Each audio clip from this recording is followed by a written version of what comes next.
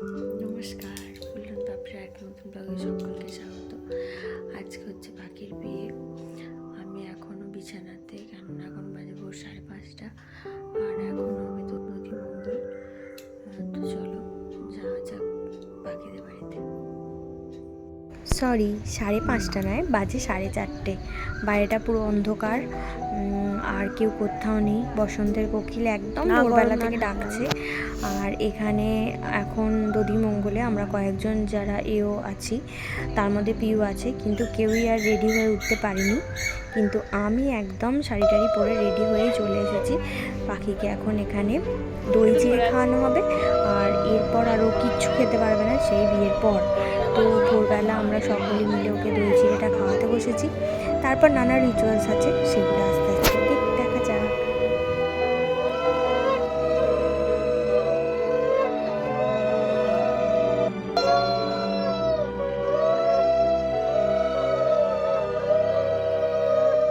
আমাদের সাথে সাথেই ছানাগুলো একদম ভোরবেলা উঠে পড়েছে, সেই 4:30 সময়। বিয়ে বাড়ি বলে কথা। তো এরপর যে রিচুয়ালসটা আছে সেটা হচ্ছে আমার মামার বাড়ি, যেহেতু একদম গঙ্গার পাশে, আর আমার মামার বাড়ির নিয়ম রয়েছে গঙ্গা থেকে জল সইতে যাওয়া, সেখানে গঙ্গার জল এনে গায়ে হলুদে সেই জলে স্নান করানো। এই নিয়মটা অনেকেদেরই আছে, কিন্তু আমাদের নেই এখানে। আমাদের তো গায়ে হলুদে পুকুরে স্নান করতে যেতে হয়, জল সইতে যাওয়ার ব্যাপারটা থাকে না। তো আমার মামার বাড়ি ওখানে আছে, তাই আমরা তখন সকাল 9টা মতো বাজে।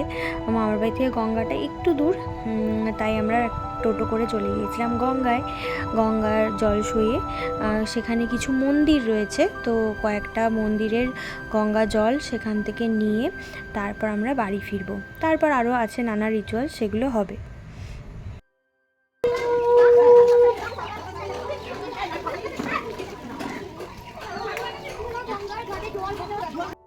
গঙ্গার ঘাটের কাছে রয়েছে সিদ্ধেশ্বরী কালী মায়ের মন্দির। তো এখান থেকেও আমরা ঠাকুরের কিছুটা জল নিয়েছি, তার সাথে রয়েছে জগন্নাথ বলরাম, আর এখানে তো সুন্দর মা কালীর মূর্তি। সব সময় হয়তো এই মন্দিরগুলোতে ঢোকা হয় না, তবে বিয়েবাড়ি উপলক্ষে এই মন্দিরগুলো ঢুকলাম, মায়ের দর্শন করলাম, বেশ সুন্দর লাগলো। আর ঠিক যখন দর্শন করলাম তখন এখানে পুজোও হচ্ছিল। আর এখানে তো বিশাল বড় জায়গা, বেঞ্চ পাতা রয়েছে, আর রোদও উঠেছিল, গরম লাগছিল, তাই আমরা এখানে খানিকক্ষণ বসলাম। তারপর এখান থেকে যাব খানিকটা দূর এগিয়ে, গেটের কাছে রয়েছে ভদ্রকালী মায়ের মন্দির। এই মন্দিরটাতে ছোটোবেলা থেকে অনেকবার এসেছি, বেশ সুন্দর, গাছগাছালি দিয়ে ঘেরা, আর পাশে রয়েছে শিব মন্দির। সুন্দর কোকিল লাগছে। এই মন্দিরটা ভীষণ সুন্দর দেখতে, একদম রেল লাইনের পাশে। গেট পেরোলেই এই মন্দিরটা, গঙ্গাঘাটে যাওয়ার সময় গেট পেরিয়ে যে মন্দিরটা সেটা। আর এই হচ্ছে এখানে মন্দিরের বিগ্রহ, আর এই পাশেই রয়েছে কয়েকটা শিব মন্দির। পিছন দিক দিয়েও গিয়ে ঘুরে আসার রাস্তা রয়েছে, মানে মন্দিরটাকে প্রদক্ষিণ করার রাস্তা রয়েছে। তো আমরা বিভিন্ন জায়গা থেকে জল নিয়ে বাড়ি চলে এসেছি। আর এরপর আছে এদের নিয়ম অনুযায়ী এবার হবে নান্দিমুখ, তারপর হবে আরও বাকি রিচুয়ালসগুলো। তো আমরা চলে এসেছি, আর এটাই হচ্ছে আমার মামার বাড়ি। পুরো প্রত্যেকটা মামাদের বাড়ি এবং পুরো বাড়িটাই একদম বাগানের মধ্যে, ভীষণ সুন্দর। আর এই হচ্ছে পাখির বৃদ্ধির লুক, খুব সুন্দর লাগছে ওকে। সকাল থেকে অনেক রিচুয়ালস রয়েছে, আর পাখির ছিল গোধূলিতে বিয়ে, আর আমরা যেহেতু হয়েছি তাই আমাদেরও কাজ অনেক, তাই আমরা চলে এসেছি খেতে। লুচি, আলুর দম, মিষ্টি খেয়ে নিয়েছি। আর আমি আজকে এই ড্রেসটা পরেছি গায়ে হলুদের জন্য। আর এখানে পুচকুপুরি চলে এসছে, একদম গায়ে হলুদের কোণে বউ সেজে। ওর তো খুব মজা, ও নাচানাচি করছে। তো যাই হোক, গায়ে হলুদ চলে এসছে। প্রথমেই এনাদের যেটা রিচুয়াল সেটা হচ্ছে মাছ আর গায়ে হলুদ প্রথম আসে, তারপর আসবে গায়ে হলুদের তত্ত্ব। তো আমরা এখানে সবাই ওয়েট করছি, কেননা ওনারা বললেন তত্ত্বের গাড়ি আসছে, এলে আমরা যেন গিয়ে গাড়ি থেকে তত্ত্বের ট্রেগুলো নামিয়ে একসাথে নিয়ে আসি।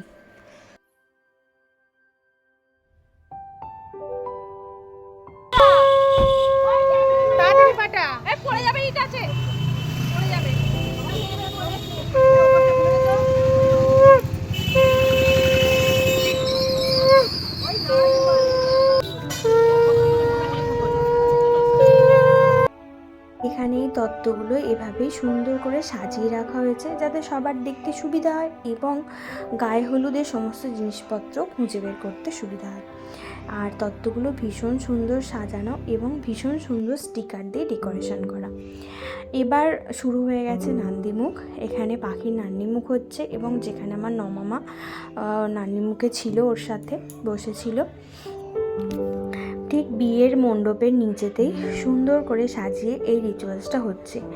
তো এর পরেও রয়েছে আরও কিছু রিচুয়ালস, গায়ে হলুদ, এগুলো সব শেষের দিকে হবে।